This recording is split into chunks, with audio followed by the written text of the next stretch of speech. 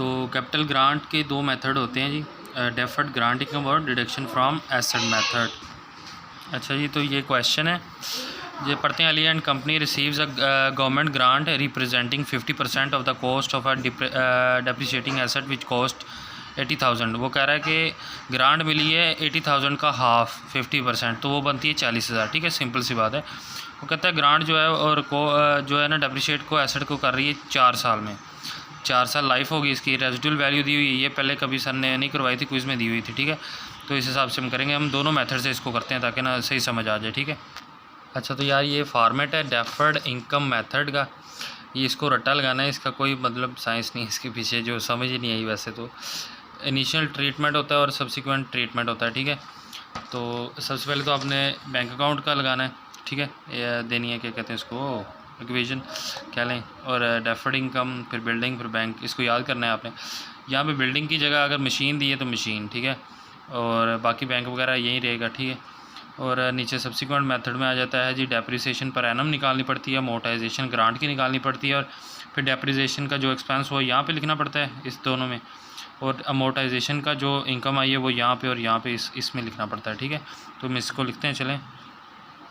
अच्छा, तो हमें ग्रांट कितनी मिली थी, 50% ऑफ 80,000 जो होती है 40,000।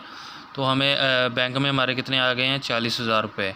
ठीक है, इस तरह मैंने लिखा हुआ है, याद किया हुआ है। हमारी इनकम बढ़ गई है 40,000। ठीक है, इधर लिखती। ठीक है, और उसके बाद हमें हमारी बिल्डिंग कितने की है, 80,000। जो एसेट है हमारा 80,000 का है। ठीक है, तो बैंक में भी 80,000 लगा देंगे हम। ठीक है, ये सिंपल है। उसके बाद जी डेप्रिसिएशन निकालनी पड़ती है, आपको पता है, cost minus residual, cost minus residual over life है 4। कॉस्ट कितनी है जी, कॉस्ट है 80,000 जो दी है उसने। ठीक है, माइनस रेजिडुअल दी हुई है ना उसने, कितनी है जी, 10,000 जी, 10,000 दी हुई है। तो इसको निकाल लेंगे तो ये आ जाएगी आपकी 17,500। ठीक है, ये आ गई डेप्रिसिएशन। और अभी ग्रांट निकाल लेते हैं। ग्रांट किस तरह निकालनी है, तो वो भी सिंपल इसी तरह। इसमें जो है ना, हमने रेजिडुअल माइनस नहीं करनी, जो कि मैंने कर दी थी। ग्रांट हमें मिली है 40,000। ठीक है, देखें ना, 40,000 मिली थी ना ये वाली, तो इसको लगा रहे हैं इधर 40,000 माइनस रेजिडुअल है, वो नहीं हमने डालनी। ठीक है, तो इसको नहीं करना है आपने, सिंपली डिवाइड करना है 4 पे, क्योंकि हमारी लाइफ क्या है, लाइफ 4 है, 4 साल। ठीक है, तो ये आ जाएगी हमारी 10,000। कितनी होगी जी, 10,000। ठीक है, ये आ गई। अब सिंपल सी इसकी एंट्री कर देंगे हम इधर। ये आ गई 17,500, इधर भी 17,500। ठीक है, और ये वाली यहाँ पे एंट्री कर देंगे अमोर्टाइजेशन वाली, 10,000 वाली। ठीक है, 10,000, इधर भी 10,000। ठीक है, अच्छा जी, अब तो एंट्रीज हो गई हैं। ये हो गया था डेफर्ड इनकम मेथड। ठीक है, दोनों में स्टेप्स हो गए हैं इसके। ठीक है, अब नेक्स्ट स्टेप चलते हैं मेथड की तरफ, जो है हमारा डिडक्शन फ्रॉम एसेट मेथड। इसका भी फॉर्मेट है सिंपल, ये इतना ही है। ठीक है, इसको याद करना है आपने। और सिंपल हमारा एसेट कितने का था, हमारा एसेट था 80,000 का। ठीक है, बैंक में कितने फिर गए, 80,000। ठीक है, लेकिन ये तो सिंपल आ रहा है, लेकिन ऐसा होगा नहीं। क्यों, क्योंकि यहाँ पे जो है ना डिडक्शन फ्रॉम एसेट मेथड है। ठीक है ना, तो इधर चेंजेस आएंगी काफ़ी सारी। यहाँ पे ना आपने पहले इस तरह करेंगे तो आपका गलत होगा। ठीक है, आपने सबसे पहले तो देखना है कि हमारा एसेट कितना था, 80,000। ग्रांट कितनी है जी, 50%, 40,000। इसको माइनस कर देंगे, क्या आएगा, 40।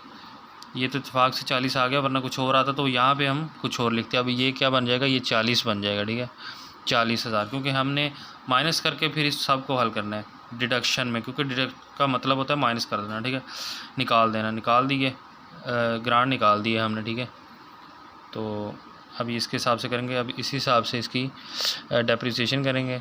40,000 माइनस कितनी है, ज़रा देख रहे हैं, 10,000 आई थिंक, रेजिडुअल वैल्यू बटा 4, वो आ जाएगी आपका 30/4, तो वो आ जाएगा आपका 7500।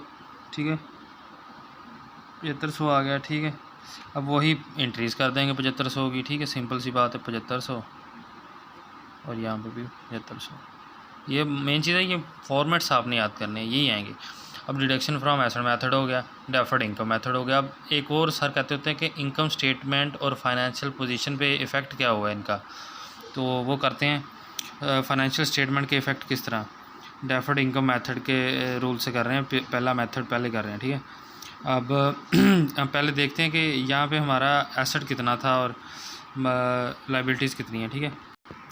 अच्छा, क्वेश्चन पे हम दोबारा आ गए हैं, तो यहाँ पे हम देखें कि हमारा एसेट है 80,000 का, ठीक है। उसमें से माइनस करते हैं डेप्रिसिएशन एक्सपेंस आ गया 17,500, तो ये हम माइनस करेंगे, ठीक है, एसेट्स वाली साइड पे, ठीक है।